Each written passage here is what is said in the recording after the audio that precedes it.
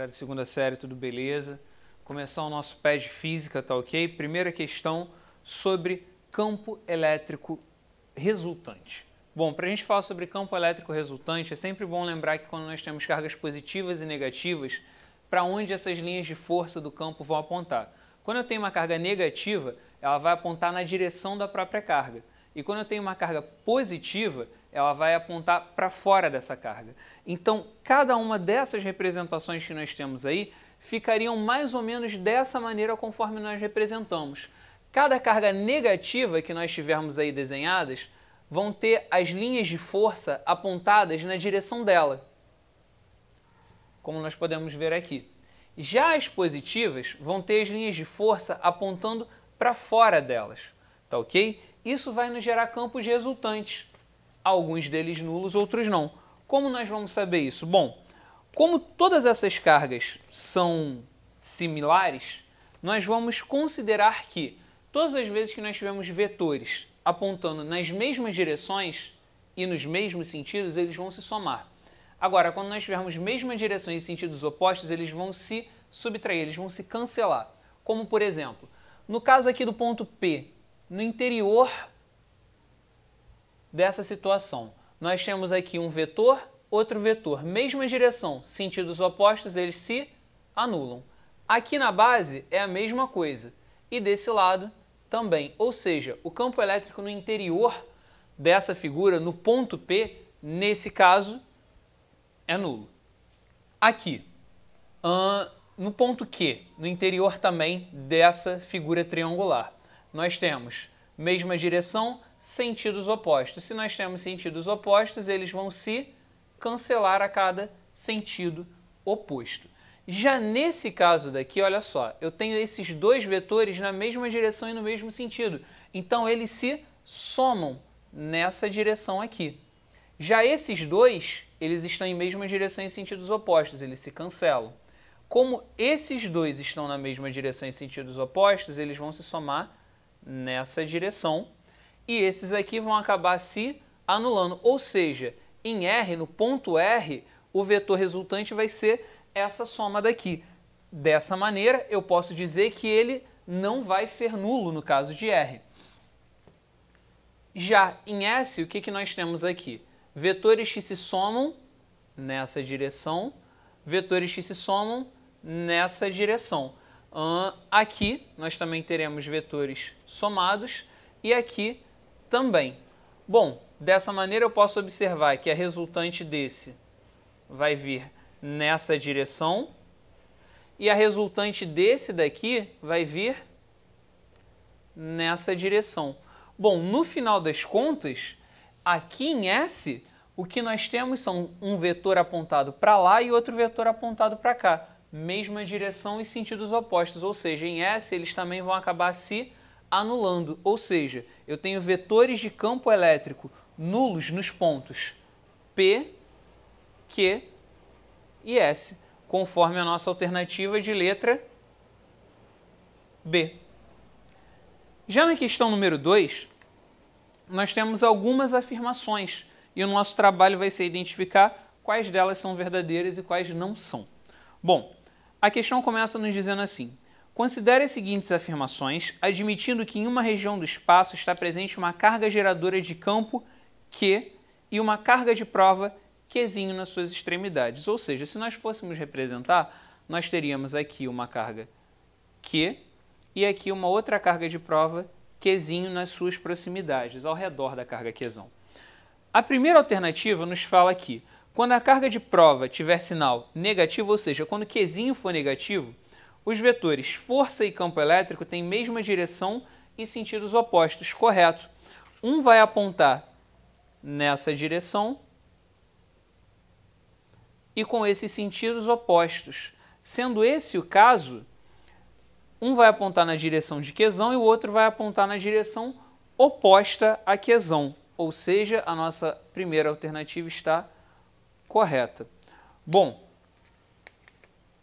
na nossa segunda alternativa, quando a carga de prova tem sinal positivo, ou seja, quando o Qzinho for maior do que zero, os vetores força e campo têm mesma direção e sentido correto. Se fosse esse o caso, nós poderíamos dizer que ambos apontam nessa direção ou que ambos apontam nessa direção. Isso iria depender do sinal de quesão. Na nossa terceira afirmativa, nós obtemos: quando a carga geradora de campo, quesão, for positiva, e o vetor campo elétrico tem sinal de afastamento da carga geradora, e quando tem sinal negativo, tem sentido de aproximação independente do sinal que possua a carga. É isso mesmo, ou seja, quando o quesão é positivo, ele vai apontar com sentido de afastamento, e quando for negativo, ele vai apontar com sentido de aproximação, ou seja, todas as nossas alternativas estão corretas. Na questão número 3, nós temos uma questão que nos trata a respeito do uso de eletrodos. E o que é o uso de eletrodos? São duas placas paralelas que são colocadas em uma região de campo.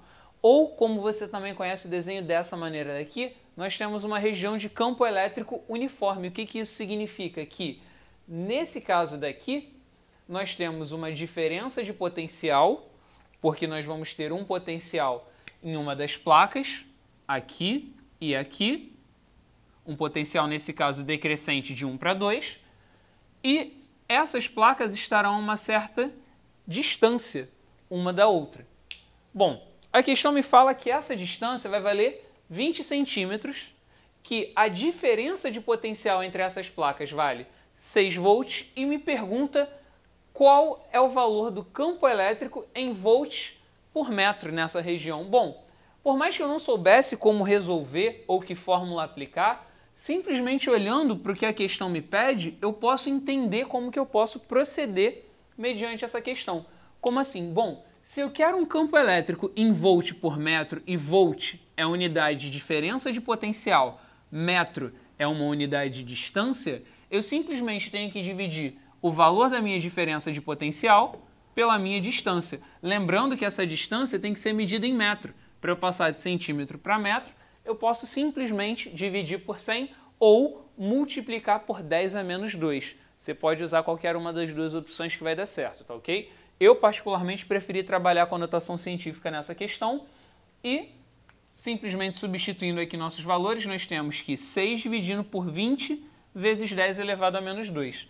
Isso daqui pode ser resolvido, porque 20 é 2 vezes 10 vezes 10 a menos 2. Então, eu tenho a mesma coisa aqui, 2 vezes 10 a menos 1. Simplificando 6 e 2, eu obtenho 3. 10 a menos 1, quando subir, vai se tornar 10 elevado a mais 1. 10 a mais 1 é a mesma coisa que 10, e 3 vezes 10, eu obtenho 30 volts por metro. Alternativa, letra B. Pessoal, na questão 4 nós temos mais uma questão para tratar a respeito do mesmo assunto que da 3. Uma questão de campo elétrico uniforme, a diferença é que dessa vez ele me deu alguns pontos dentro desse campo elétrico, conforme representado aqui no gráfico, tá ok? Bom, dados esses pontos, a questão me pergunta na letra A quanto vai valer o campo elétrico em cada um deles. Bem, se o campo elétrico é uniforme, significa que dentro dessas barras pretas que eu desenhei aqui no quadro, toda essa região vai ter o mesmo valor de campo elétrico, ou seja, o campo elétrico em A, em B, em C ou em qualquer outro ponto que eu quiser colocar aqui dentro, vão ter os mesmos valores, porque o campo elétrico dentro dessa região toda é uniforme, ou seja, ele é igual. E como que eu posso calcular isso? E igual a U dividido por D. Campo elétrico é igual à diferença de potencial entre as placas, que a questão me fala, dá 300 volts, dividido pela distância entre essas placas, que tanto vem escrito no início da questão, quanto pode ser obtido aqui olhando para o gráfico. Ó. Uma está no 0, a outra está no 5, então elas têm 5 milímetros de distância entre elas. Lembrando que campo elétrico é medido em volt por metro, então eu não posso deixar isso em milímetro, eu tenho que passar isso daí para metro. Eu posso dizer então que elas estão separadas por uma distância de 5 vezes 10 a menos 3 metros. Resolvendo essa operação, eu encontro que o meu campo elétrico em A, em B, em C, em toda essa região vai valer 6 vezes 10 a quarta volts por metro. Já na letra B, ele me pergunta qual vai ser a diferença de potencial, não mais dentro do campo elétrico, mas entre os pontos A e B, depois B e C. Bem, para eu fazer isso, é só aplicar essa mesma fórmula para esses dois pontos. E ao invés da distância entre as placas, eu vou aplicar a distância de A a B e distância de B a C. Contudo, vale salientar que, quando eu tenho esse tipo de questão, essas distâncias sempre são medidas na horizontal, nunca na vertical. Então, a distância de B até C não vai existir, porque tanto B quanto C estão no mesmo ponto. Se eles não têm distância, ou melhor, ela vale zero, a diferença de potencial de B para C vai ser igual a zero. Já de A para B eu tenho essa distância, porque A está no ponto 1, B está no ponto 4, logo eu tenho uma distância de 3 milímetros entre eles, tendo, obviamente, o mesmo cuidado que nós tivemos na letra A de passar essa distância para metro. Então, aqui eu multipliquei por 10 a menos 3. Então, a diferença de potencial de A para B vai ser 180 volts. Da mesma maneira, se eu quisesse descobrir a diferença de potencial de A para C, também valeria 180 volts. Por quê? Eu teria que projetar ou A para esse ponto aqui, ou C para esse ponto onde se encontra B, para que essa distância fosse medida exclusivamente na horizontal, tá ok? Bom, para fechar a questão de número 4, na letra C ele me pede o trabalho tal. Essa letrinha grega aí que está simbolizada no seu plano de estudo, gente, é a letra tal minúscula que representa trabalho da força elétrica ou dos campos elétricos, que também pode ser muito bem substituído pelo W usualmente utilizado. E para a gente calcular o trabalho, a gente utiliza essa relação que multiplica a carga pela diferença de potencial. Nesse caso, a diferença de potencial vai ocorrer entre C e A. A diferença de potencial entre C e A é a mesma diferença de potencial entre B e A. Por quê? Estão nas mesmas posições quando nós tomamos como referência o eixo horizontal. Então, vai valer 180 volts. Bom, a carga que nós estamos considerando é a carga de um elétron. Lembrando, a carga do elétron, representada pela letrinha E, vale 1,6 vezes 10 a menos 19 coulombs. Esse é o valor que nós vamos utilizar na nossa questão. Bom, simplesmente vou multiplicar um valor pelo outro. Aqui eu quis transformar 180, que é o valor da diferença de potencial, em 1,8 vezes 10 a 2, para me ajudar com as notações científicas. E resolvendo esse produto, eu encontro que o meu trabalho vale 2,88 vezes 10 a menos 17 joules. Lembrando sempre a unidade de trabalho é joule.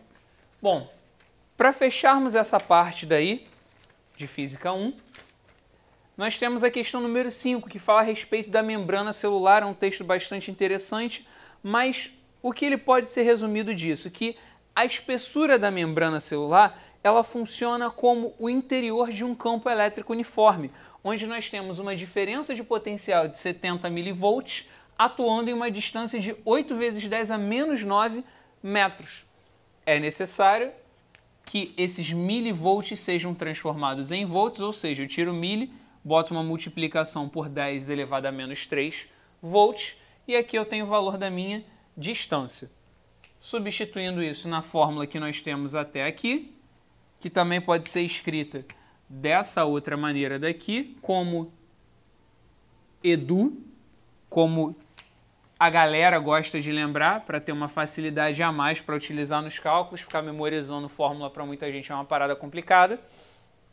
De qualquer maneira, independente de qual relação você vai usar para tratar campo elétrico, distância e diferença de potencial, seu resultado vai ser o mesmo, tá ok? Bom, substituindo aqui os valores que a questão nos entrega, eu obtenho que o meu campo elétrico no interior dessa membrana vai valer 8,75 volts por metro vezes 10 elevado a 6, né? Bom, isso daí aparece para a gente na alternativa de letra C. Dando fim a essa nossa parte de Física 1, da questão 6 em diante, nós temos Física 2, a parte do estudo do movimento. Galera, questão de número 6, questão de gráfico, bem tranquila a respeito de trabalho e potência. Bom, para a gente resolver essa questão, basicamente a gente vai ficar tirando a área desses pedaços do gráfico, mas vamos lá, uma coisa de cada vez. Primeiro de tudo, a primeira alternativa pergunta para a gente, ou melhor, afirma para a gente, que entre 0 e 4 metros a partícula realizou um movimento uniforme. Bom, entre o instante 0, que é aqui na origem do eixo, e o instante 4, nós percebemos que a força foi constante. Mas o fato da força ter sido constante não é o suficiente para poder afirmar que esse movimento foi uniforme. Então, não necessariamente. Segunda alternativa me fala que o trabalho realizado sobre a partícula entre 4 e 6 é igual a 4 kJ. Bom, entre o espaço 4 e 6, nós temos essa parte, esse triângulo representado pela letra A2, a segunda área. Bom, para eu descobrir o trabalho entre 4 e 6, é só retirar a área dessa segunda parte. Isso é um triângulo, a área do triângulo é base vezes altura dividido por 2, 2 vezes 4.000, lembrando, o eixo vertical eu tenho força em 1.000 newtons para cada valor que você colocar ali. Então aqui não é 4, é 4.000 newtons e aqui não é menos 2, são menos 2.000 newtons. Bom, simplificando, eu tenho que o trabalho é igual a 4 kJ, a alternativa 2 está correta. A alternativa 3 me fala que a potência média necessária para deslocar de 0 a 10 vale 4 kW. Bom, vamos descobrir. Para eu descobrir essa potência total, eu vou ter que calcular primeiro o trabalho total. Potência, lembra, é a razão entre trabalho e tempo. Se eu sei que o meu trabalho total vão ser essas áreas, não basta apenas eu sair somando tudo. Por quê? Como essa parte daqui, A3, ela está abaixo do gráfico, vai ser uma área onde eu vou ter um trabalho resistente, não um trabalho motor. Então eu vou somar A1 e A2 e vou subtrair A3. Lembrando que todos esses valores estão na base 1.000 por causa do nosso eixo vertical. Realizando os nossos cálculos, nós vamos obter que o meu trabalho total vale 16 kJ. Por consequência, a questão me falou que demoram 4 segundos para que isso aconteça. Então, se demoram 4 segundos, eu divido meu trabalho pelo tempo e obtenho 4.000 watts. Também posso chamar essa resposta de 4 kW. A alternativa de número 3 também está correta. Na alternativa número 4, nós obtemos que entre 6 e 10 a partícula desenvolve uma velocidade constante. Bom, entre 6 e 10, nós temos essa região daqui, onde a força diminui e aumenta. Força é ligada à aceleração pela segunda lei de Newton. Então, se eu tenho força variável, eu também tenho aceleração variável. Se minha força e minha aceleração variam, eu não tenho velocidade constante. Então, a quarta alternativa está incorreta. A combinação que eu tenho, F, V, V, F, conforme a alternativa letra A. Pessoal, questão de número 7 vem falando para a gente sobre o funcionamento do freio a disco e lá no final a pergunta vem dizendo: qual o trabalho executado pela força de atrito entre o pneu e o solo para parar um carro de massa de 1.000 kg, inicialmente a 72 km por hora, sabendo que os pneus travam no instante da frenagem, deixando de girar e que o carro desliza durante todo o tempo de frenagem? Bom, para fazer isso daí, gente, a gente pode utilizar o teorema da energia cinética, que fala para a gente que o trabalho ele é igual à variação da energia cinética. E por que eu posso usar isso daqui? Bom, primeiro porque eu sei que ele vai ter uma velocidade inicial, que a questão me fala que vale 72 km por hora. Se eu lembrar da relação de km por hora e metro por segundo, eu vou saber que isso significa que ele tem 20 metros por segundo. Depois, porque eu sei que ele quer parar, então ele tem velocidade inicial e velocidade final. Além disso, a massa do carro não vai se alterar. Como eu calculo a energia cinética como mv² sobre 2, ou seja, massa, velocidade ao quadrado, e esse valor eu divido por 2, eu tenho valores suficientes para utilizar no teorema da energia cinética, ou seja, a energia cinética no final menos a energia cinética no início são iguais ao trabalho. Bom, para eu realizar isso daí, fica mais tranquilo ainda quando eu me recordo que a minha velocidade final tem que ser 0, afinal eu quero que o meu carro pare. Se eu quero que ele pare, velocidade final é igual a 0, por consequência toda essa parcela daqui sai da nossa conta. Então o meu trabalho vai ser massa do carro, velocidade inicial do carro ao quadrado dividido por 2. Eu tenho que o meu trabalho vai valer menos 2 vezes 10 à quinta joules. Nas alternativas eu vou marcar a letra B. Você pode pensar assim, poxa, por que a gente encontra um valor negativo e nas alternativas todos eles estão positivos? Porque nesse caso daqui foi considerado apenas o módulo do trabalho, ou seja, exclusivamente o valor numérico, porque a gente já sabe que o trabalho da força de atrito sempre é negativo.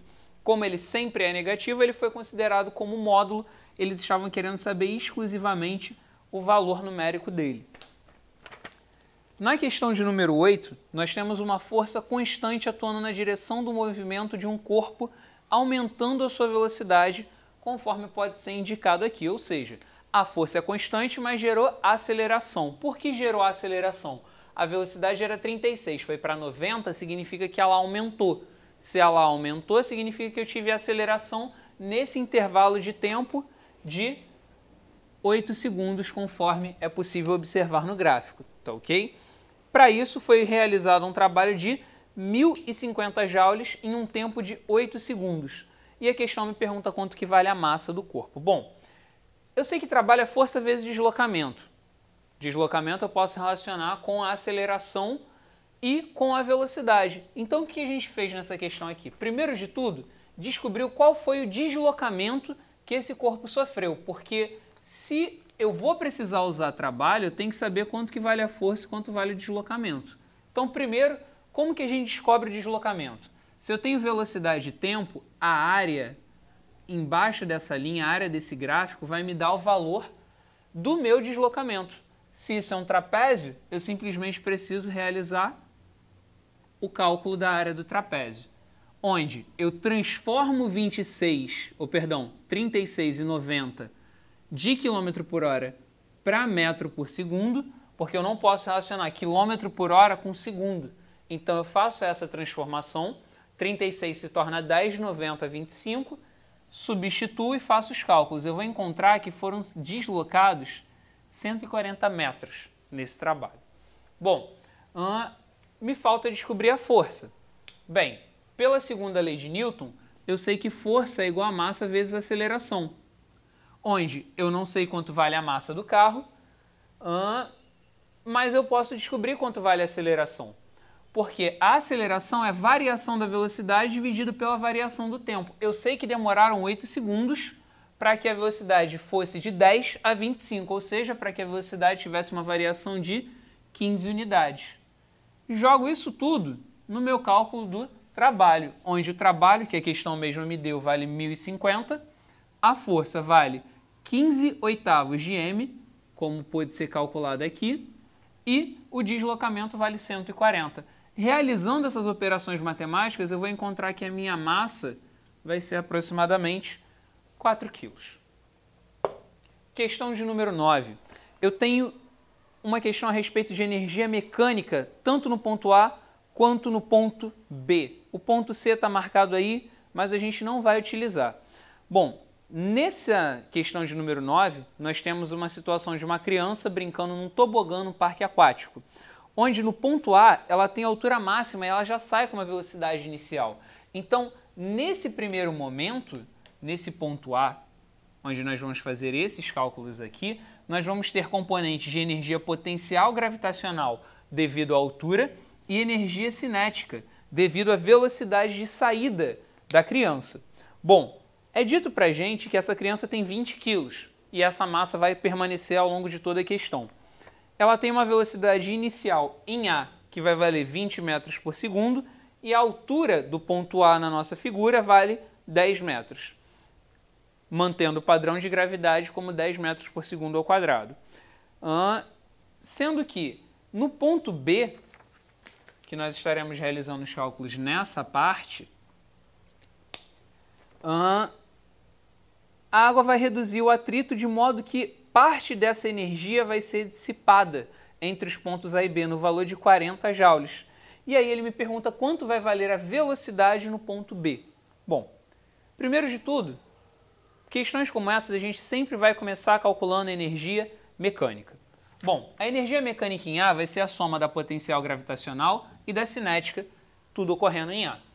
Energia potencial gravitacional, mgh. Cinética, mv ao quadrado sobre 2. A massa da criança vai valer 20 kg, a gravidade 10 metros por segundo ao quadrado e a altura 10 metros aqui. Massa 20 kg, a velocidade inicial da criança 2 ao quadrado.